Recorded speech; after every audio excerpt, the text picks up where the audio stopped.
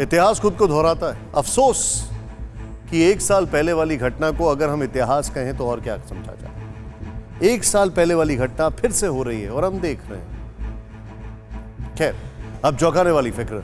आपने अक्सर सुना होगा कि जब किसी नेता की गिरफ्तारी होती है तो वो आरोप लगाते हैं कि उनके साथ किसी क्रिमिनल जैसा सलूक किया गया, लेकिन आज एक क्रिमिनल से किसी वीआईपी जैसा सलूक होते देखा। बाहुबली और गैंगस्टर माने जाने वाला एक अपराधी मुख्तार अंसारी, जिस पर हत्या के 18 केस दर्ज हैं और कुल मिलाकर उसके हिस्ट्री शीट में 60 से ज्यादा गंभीर मामले लिखे हुए हैं। पूरा देश आज उस क्रिमिनल को एक वीआईपी की तरह पंजाब से यूपी की जेल में शिफ्ट किए जाते देख रहा है। आगे हम इसका पूरा विश्लेषण करेंगे, लेकिन पहले आपको बता दें कि मुख्तार अंसारी कल सुबह तक यूपी की बांदा जेल में पहुंच जाएगा, जहां उसका नया ठिकाना बैरक नंबर 15, ये बैरक नंबर 15 होगा। यानी कि बैरक नंबर 15 की जो सेल होगी वो होगी। और आइए जानते हैं कि क्या है तन्हाई सेल और इस वक्त कैसा है बांदा जेल का सुरक्षा चक्र। बांदा जेल की 2 बैरकों को मिलाकर मुख्तार अंसारी के लिए तन्हाई सेल बनाया गया। तन्हाई सेल यानी बैरक नंबर 15 को सीसीटीवी कैमरे से लैस किया गया है। इस बैरक के इर्द गिर्द 3 लेयर की सुरक्षा घेरा बनाया गया है। 3 लेयर के सुरक्षा घेरे में सबसे बाहरी चक्र सिविल पुलिस की 2 टीमों के हवाले है। इन दोनों टीमों में एक सब इंस्पेक्टर और 10-10 हथियारबंद कांस्टेबल हैं। दूसरा सुरक्षा चक्र के तहत बांदा जेल के एंट्री गेट के पास स्पेशल सीसीटीवी लगाए गए हैं। सुरक्षा को ध्यान में रखते हुए जेल के बड़े पेड़ों को भी छटवा दिया गया है। जेल के आसपास की बिल्डिंग से भी मुख्तार पर नजर रखी जाएगी। जेल के 5 अधिकारियों की टीम इस सीसीटीवी फुटेज के जरिए 24 घंटे सुरक्षा व्यवस्था की निगरानी करेगी। इसके बाद बारी आती है तीसरे सुरक्षा चक्र की। मुख्तार के लिए बनाए गए सबसे अंदरूनी सिक्योरिटी कवर में जेल वार्डन की टीम है। इसके अलावा बांदा जेल के बाहर भी पीएससी की एक यूनिट को तैनात किया गया है और जेल अधिकारी को लखनऊ स्थित जेल मुख्यालय के लगातार संपर्क में रहने के लिए तैनात किया गया है। बताया जाता है कि जेल विभाग के हेडक्वार्टर से बांदा जेल में सुरक्षा ऑडिट किया गया था, जिसके बाद सुरक्षा व्यवस्था को और चाक चौबंद कर दिया गया है। लेकिन सवाल उठता है कि इतने बड़े अपराधी के लिए ये सब क्यों? आइए आपको पहले मुख्तार अंसारी के Punjab to UP jail shifting का रूट दिखाते हैं, फिर उसकी एक तस्वीर दिखाते हैं। मुख्तार अंसारी को यूपी की जो पुलिस बांदा जेल लेकर जा रही थी, उस काफिले में करीब 10 गाड़ियां हैं। इनमें से आधी एम्बुलेंस के आगे और आधी पीछे चल रही हैं। इन गाड़ियों में कुल 150 पुलिसकर्मी हैं।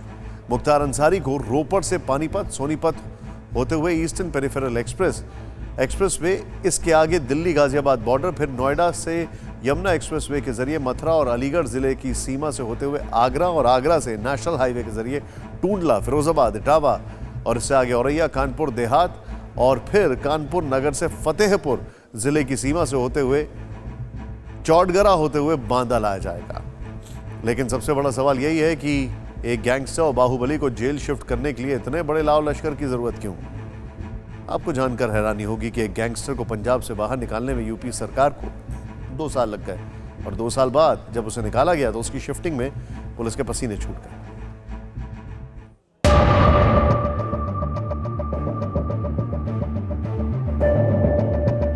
दोपहर 2:07 पर बाहुबली विधायक मुख्तार अंसारी को रोपड़ की जेल से बाहर निकालने की गेट बदली गई और फिर गेट नंबर 2 से उसे बाहर निकाला गया।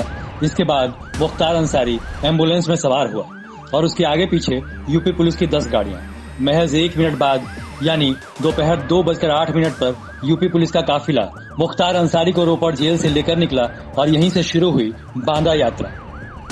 मुख्तार अंसारी को यूपी पुलिस किस तरह कड़ी सुरक्षा में लेके जा रही है उसका नज़ारा आपको दिखाता हूं। ये जो वज्र वाहन देख रहे हैं, इसमें आप देखिए तीनों तरफ से जो यूपी पुलिस की राइफल्स हैं उनको बाहर की तरफ रखा गया है। यानी अगर कोई ऐसी स्थिति बनती है, कोई अप्रिय घटना होने लगती है, किसी तरह की वारदात होती है, तो ऐसे में फायर करने के लिए देखिए ये बिल्कुल पूरी तरह से तैयार है।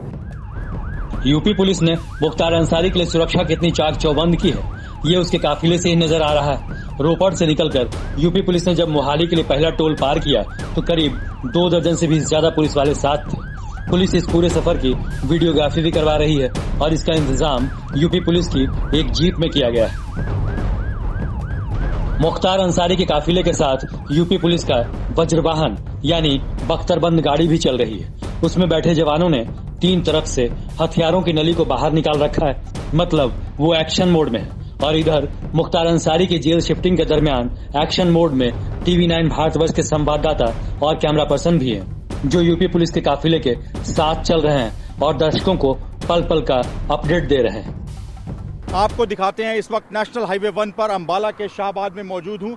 मुख्तार अंसारी का काफिला इस वक्त नेशनल हाईवे 1 से गुजर रहा है और ये काफिला लगातार आगे बढ़ रहा है।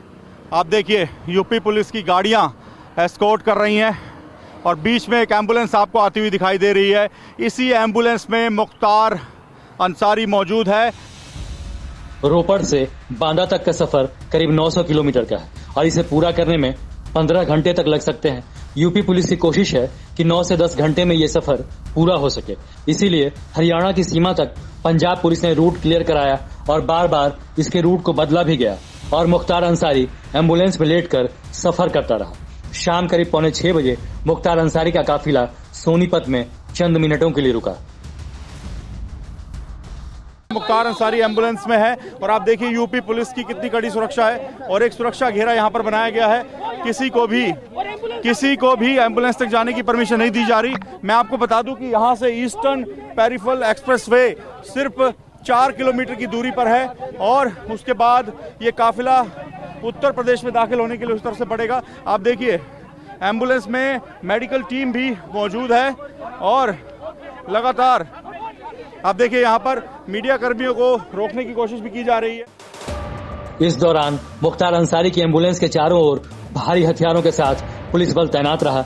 एम्बुलेंस में मेडिकल टीम भी दिखी थी और विजुअल लेने से रोकने पर पुलिस और मीडिया कर्मी के बीच थोड़ी बहस भी हुई। इस बीच मुख्तार के मामले को लेकर यूपी के मुख्यमंत्री ने आला अधिकारियों, डीजीपी, डीजी जेल और एसीएस होम से जानकारी भी ली। मुख्यमंत्री ने मुख्तार के रूट, पहुंचने के समय और जेल की व्यवस्था के बारे में भी अधिकारियों से बातचीत की।